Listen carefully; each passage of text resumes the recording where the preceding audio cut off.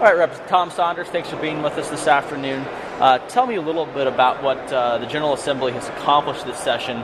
Many have said that we've done way more with so much less time so far this year.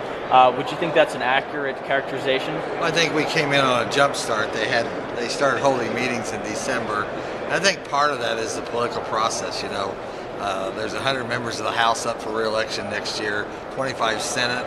I think everybody wanted to get in, get out, and go home and campaign. And a lot of the issues that we're addressing this session are issues that one side or the other will go home and take credit for, where they helped taxpayers or they helped the voters or constituency of their district. What would you say a couple of the major issues are this session, and what is your stance on those? Well, what you're hearing about, the number one issue that you're hearing about, of course, is the 1%, 2%, 3% property tax caps. I guess I have the distinction of being one of only 3 Republicans that voted against that. And part of that reason is I think we're sending a flawed document to the governor to sign. If we're going to amend the Constitution, it should affect all 92 counties. This bill only affects 90 of the 92 counties, which I think that's wrong. The other thing is I don't think the voters realize what they're actually voting for. They think we're going to cap their property taxes. And I had a constituent call the other day who was unhappy with my vote, and his taxes to be capped would have to be $996. His actual property taxes last year were $547.48. So the caps aren't going to affect him at all.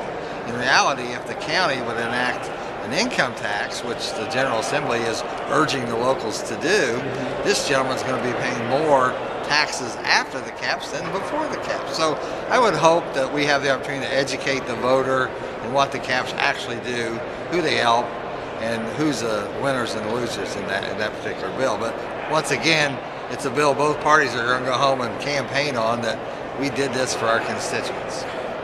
The other big issue that perhaps you were on the negative side of, the voting no side of, was the township reform, the elimination of some local government. Talk a little bit about that bill and your thoughts on that. Well, there again, I think that's an urban versus rural issue. In the rural area that I represent, in particular the county I live in, we have 13 townships.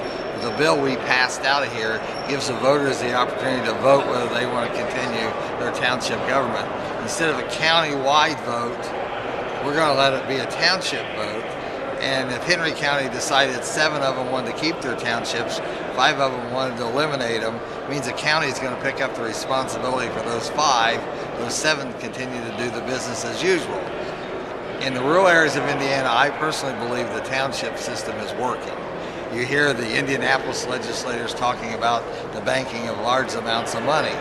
If the rural areas are banking any money, they're banking it to be sure they can buy a fire truck without having to put the district in debt.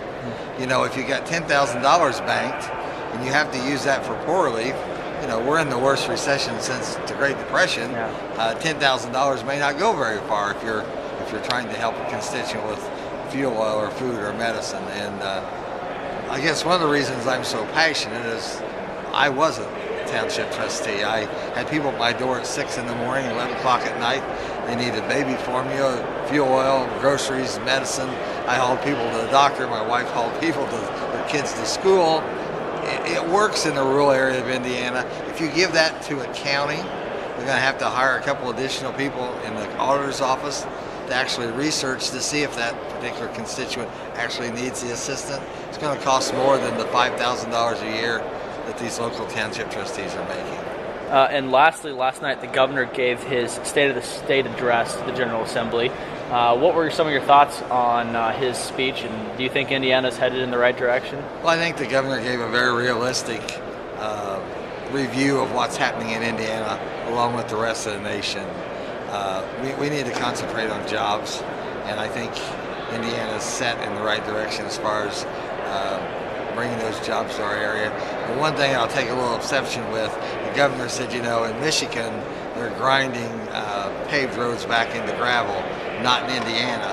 Well, if you come to East Central Indiana, we are grinding local roads back to black to gravel. And it may not be happening in Indianapolis, and it may not be happening on state roads, but the rural areas of Indiana are doing with less, and we are grading roads back to gravel. And at some point, we seem, in my estimation, we seem to be balancing the state's checkbook on the back of the locals. So I hope that we take that in consideration as we continue on in this session.